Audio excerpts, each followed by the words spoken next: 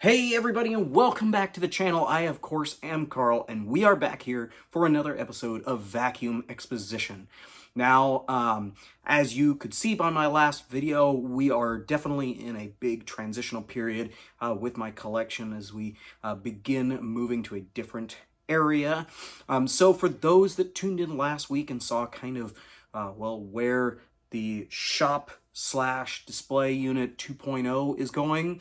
I do appreciate it. I did want to make that video a little bit longer for those that are just kind of interested in seeing the vacuums, just kind of showing what was in there at the time. I know I've actually put a lot more in since then, so but you guys will see all of that eventually. It is quite the undertaking, and we will get to it as we go, and I may still decide to do some content in getting it all set up. That does kind of bring up a point I did want to make. Now, I had to re-upload the video because I actually had to go in and edit it a little bit. It occurred to me that I had divulged some personal information in there, so I did pull the video down. So for those that may have missed it the first time around, my apologies.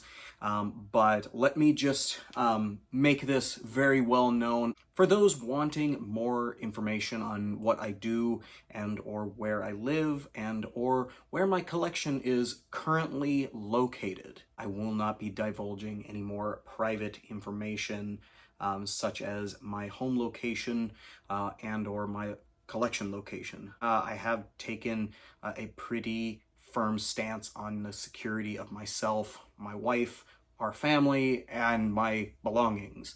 However, if you are a vacuum collector out there and you would like to see my collection, well, it is coming. We are in the process of making changes in our lives here. So the collection of mine will be on display eventually. We're still kind of working on everything and getting it moved to a public location so I can have my museum. It has been quite the undertaking trying to get things kind of set up with that, and I'm still kind of working on a finalized location for where it's going to be, as well as how it will be funded. But that is a different story, and you know, that is more of a retirement-esque type plan, being as vacuum cleaner museums are few and far between these days in the US. I feel that my collection will be worthy of becoming a museum, so we'll just have to see, and we'll get to that eventually. In the meantime, definitely, of course, keep and stay tuned on the channel. I bring out everything I can and show you guys at least something once a week.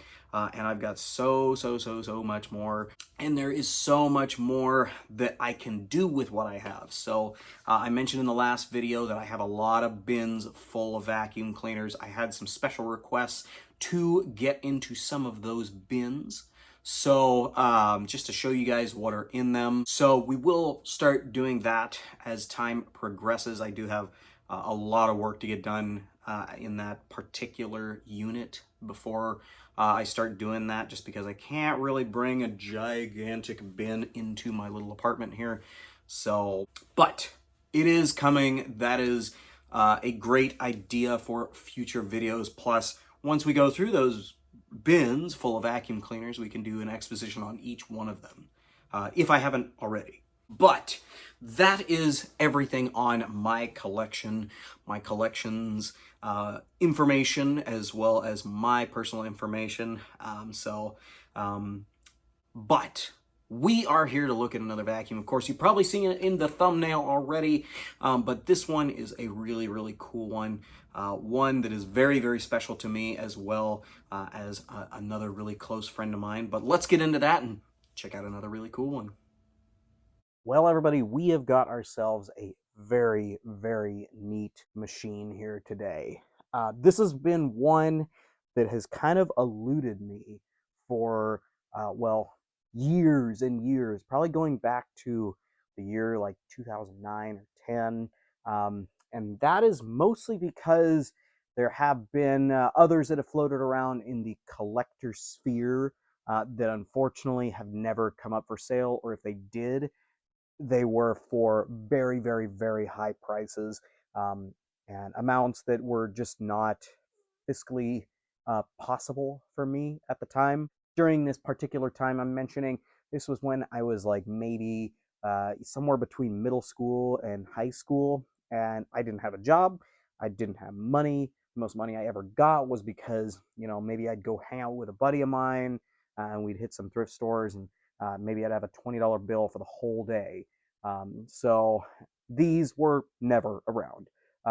This particular machine, in fact, was not seen by most people in my area of the country, up in Washington State, until, well, places like the online site Vacuum Land appeared up and gave us pictures of these kinds of machines from other parts of the states, mostly being Midwest, as I could tell. But what are we looking at today? Well, we are looking at the very, very special, fairly rare 1979 Premier, or GE, made JCPenneys commercial upright.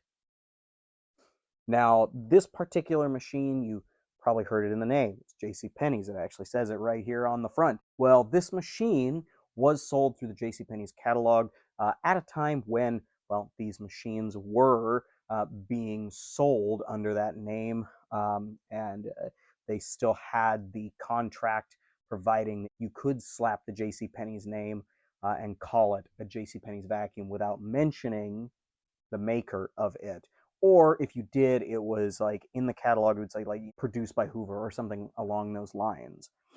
Now, this machine is quite interesting being a JCPenney's machine because normally you'd have this headlight lens that would say GE, or maybe you would say Premier. GE and Premier, as I've been told, Premier was essentially GE that kind of continued the line past when GE stopped making vacuum cleaners, or at least they stopped making this style of vacuum cleaners. And I believe they were also a little bit more exclusive to Canada. But that's just kind of word of mouth that I've heard over the years. So that is missing. So they had to make a custom or at least an adapted headlight lens for this commercial machine to be sold through, well, the catalog ordering of JCPenney's. It also has the JCPenney's name right here. Now, as I was looking at it not long ago, this is just a sticker, and it's just kind of, it's not even professionally-esque applied. And I say that because the sticker is just kind of off, just a bit. It's nothing that I'm going to change. I'm not going to pull the sticker off. I'm not going to try to fix it at all unless the sticker just falls off over time due to age, because that's just the way it was. But that just means and says and tells us all that this machine was never built for JCPenney's exclusively. Now, the beauty of this machine is that it was a GE/Premier, I suppose, commercial upright with, a new name badge, basically.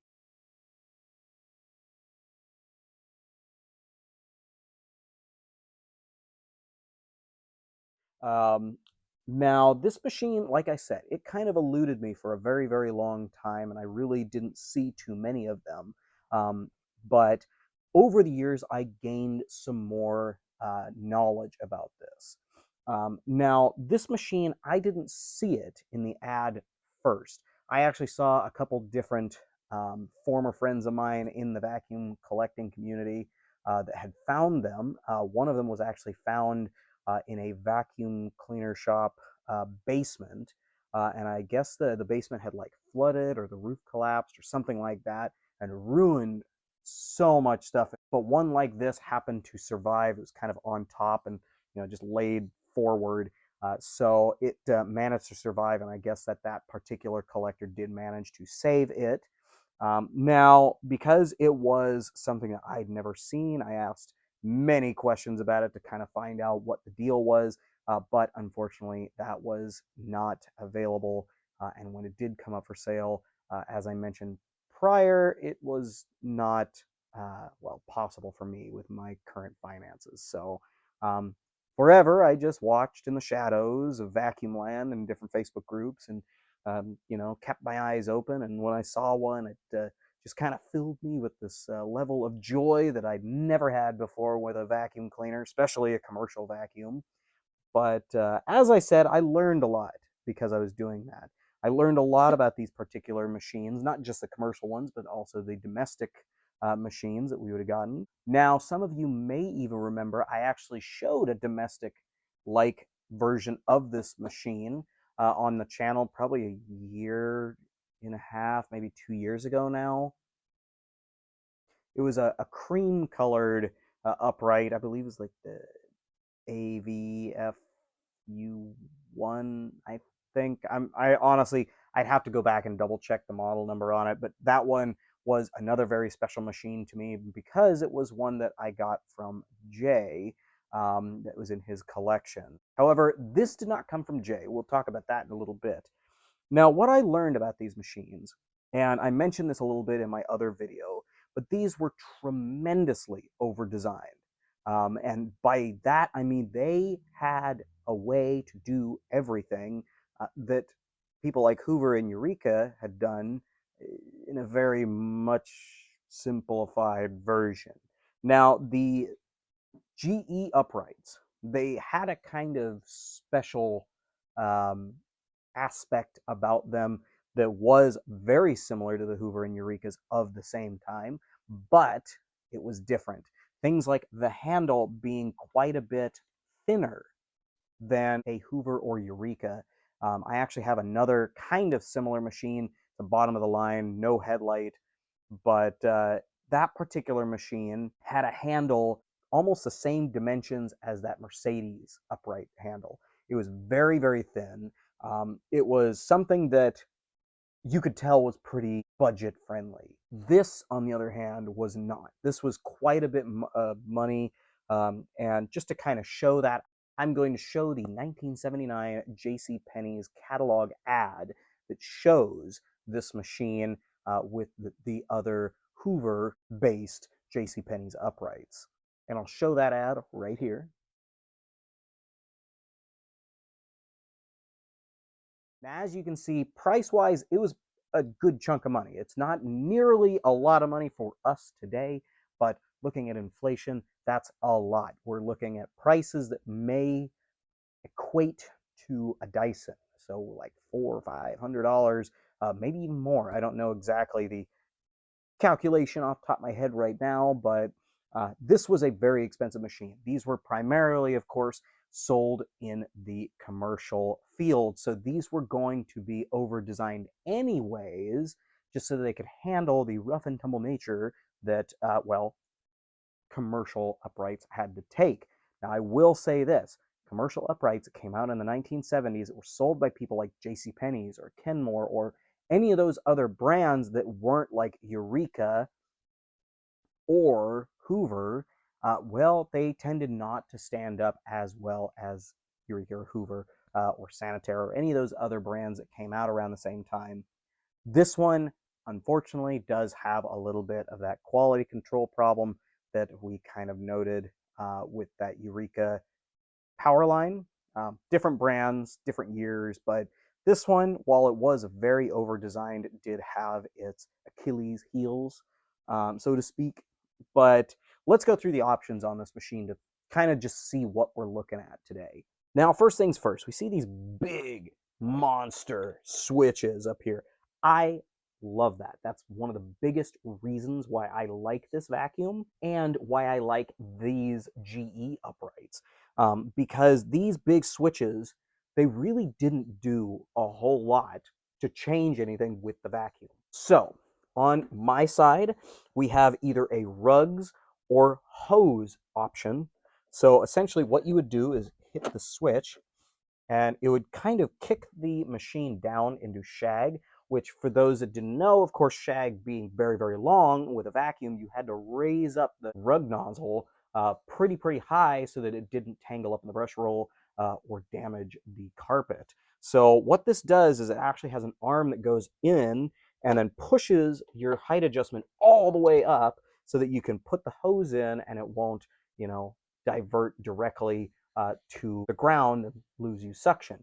It also has a suction diverter that at the same time, it has kind of like a claw that forms a seal around that fan chamber. So even though it's spinning and even though your brush roll is still moving, it creates this vacuum seal, so to speak, that diverts it straight back to over here where your hose connection would be. Now, when it comes to commercial vacuum cleaners, if you got a hose with an upright, generally speaking, it was never seen again after it left the dealer or it left the store where it was purchased, because they just weren't needed. If you bought a commercial upright vacuum, you intended on using it in an upright form. You didn't intend on using the attachments that would come with this. Now, that being said, the attachments for this, I have never seen them. I don't even know if they were sold with them, which is odd because, like I said, they have these big switches still that would allow you to use the hose. But I don't know. I would assume that they would be black. Maybe they'd be orange. That would be cool. But that is what this side does. You just have that changeover, and then to go back to it, you would just simply switch it back to rugs. Now, on the other side, we have a suction control. Now, suction controls over the years of vacuum cleaners and their development went from being, well, essentially just a little door that would open up or close, all the way to electronic controls and speed knobs and all kinds of stuff that they added in that ultimately would unfortunately fail at some point, but you know, good idea in theory. But this particular machine has high and low suction availability. So in this machine's case, you would typically stay in the high suction mode, but if you were to try to use the tools, or maybe you were working on a very, well, fragile carpet. Don't know why you would use a commercial vacuum cleaner on a fragile carpet, but hey, maybe it would happen sometime. Don't know. What you would do to get kind of a low suction is you would just push it down like so, and you'd be in low suction. Now, what that did, essentially, it would open a little door underneath. So when you have high suction, essentially, it's just suction coming straight from the fan up into the machine and into the bag.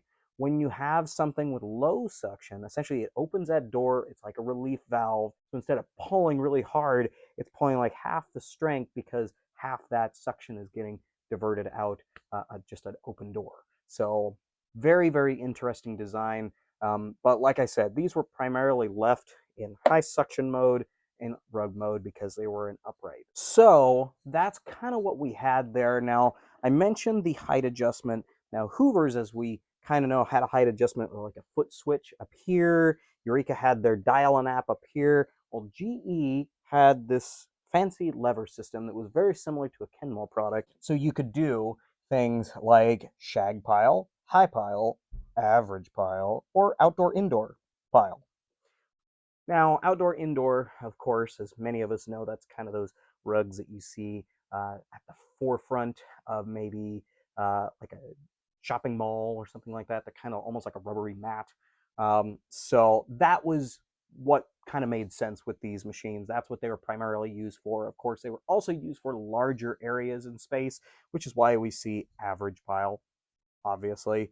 But they included shag pile just because of the popularity, but the likelihood that this was used on a shag carpet, if this was bought to be a commercial machine, very unlikely. I say that because, well, when did you see a commercial grade shag carpet? If you have an answer, I would be shocked because I've never seen it. I have looked, I have not seen.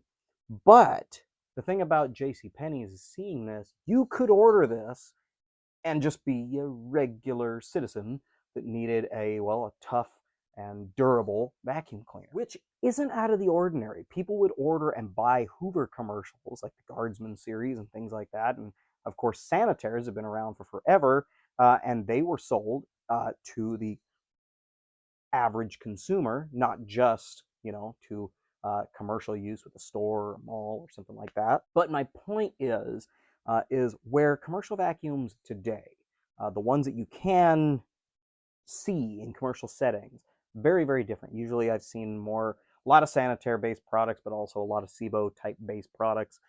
You can get either of those, but they cost a lot. They cost a lot because they're very durable. They have to be durable because they have to technically be an investment by the company or the facility that it's being used. It has to last forever, and it has to be something you can get parts for when they inevitably break. Yes, things still will break on a commercial vacuum cleaner, despite the common misconception that these will outlive the earth itself. These still had things that went wrong. Heck, that headlight went wrong on these quite often. And that's just because that's the technology at the time.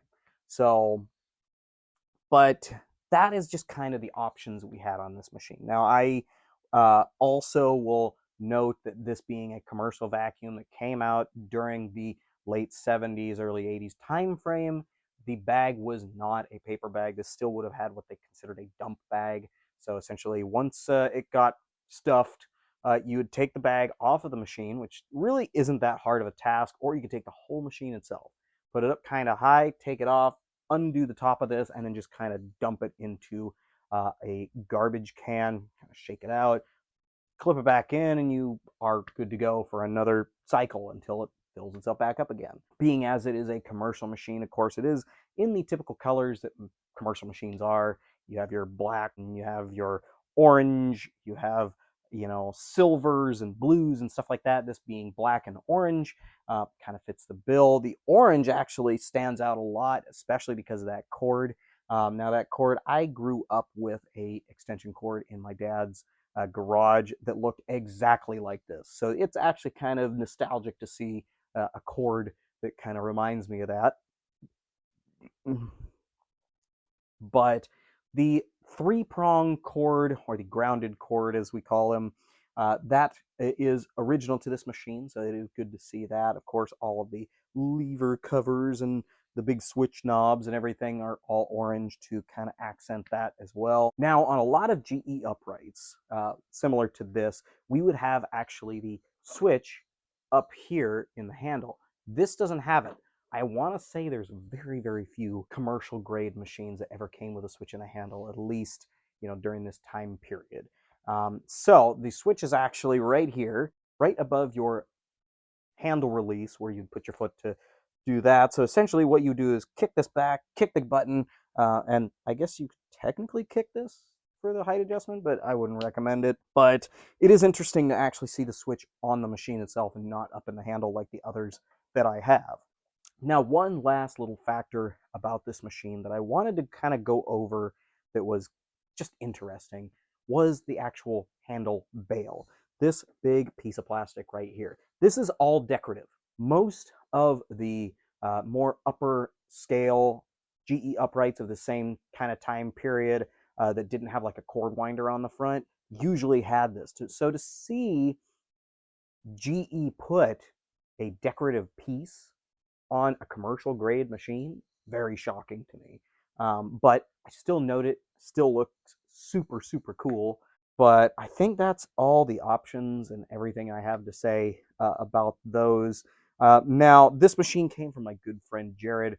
We've talked about him many, many, many, many times. And he really, really likes this machine, still does. And, you know, I could tell it was one that he probably wouldn't have gotten rid of had circumstances been what they were. So this one is definitely dedicated to him. Of course, this is a really cool machine, and he knows that it's pretty special to me as well. So I was fortunate that it was bestowed upon me. So very, very appreciative, and thank you again, Jared, for giving me that opportunity to, well, give this one a home and show you guys it. So, but anyways, that's all I got on this thing right now in terms of info. So let's get on to our run demo and see how this thing does on the floor. All right, everybody. So we have the 1979 JCPenneys GE commercial upright all plugged in and ready to go. So we are all set. So, well, let's see how this thing does on the floors.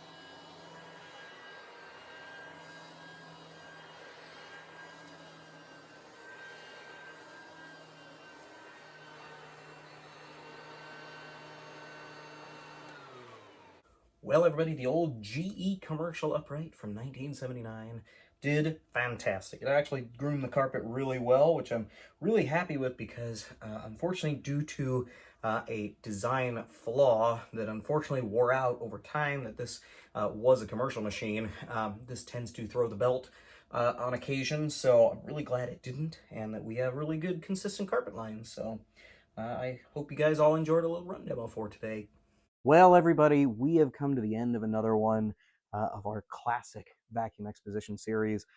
This particular machine was such a joy to get out and get running again, because when I got it, essentially, I really wasn't able to do too much with it just because I was so overflowed with other machines, not just from Jared, but from other friends, and kind of going through the Kansas stuff, that I hadn't really gotten a chance to play with it. Well, I guess since Jared kind of first had gotten it, because in my first trip to Jared's place, we did a visit and I filmed a video where I did run demos on several of his machines, this one included. Now, I will say one thing about this machine that is just a tad bit worn out is the actual armature, or I guess the pulley end of the armature that the belt connects to. This would have originally kind of had a ridge around that would have kept the belt from slipping off. Well, that ridge unfortunately has worn off over time, so it kind of has the tendency to throw the belt in the case that we use it for extended amounts of time.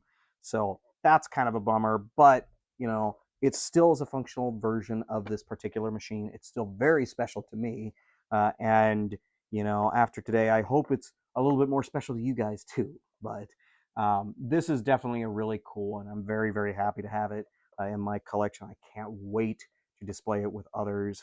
But yeah, it was definitely a really, really fun video to do today for you guys.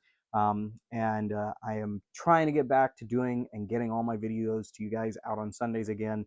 It has been a wild past few weeks. School has been very, very, very tedious, and then work has just been kind of meeting it at the same level. So it's been a lot to deal with, as well as it's summer, so everybody wants to do something in the summer. So you gotta kind of balance everything out, and then it comes down to it, and you got to put out a vacuum exposition, and well, it's 10 o'clock on a Monday, and still no video is out. So I do apologize that we've kind of had some late submissions, but we kind of get through them, get past them, and that's the best that any of us can ask for, right? So, but anyways, well, you guys have a great rest of your day, as well as a great rest of your weekend.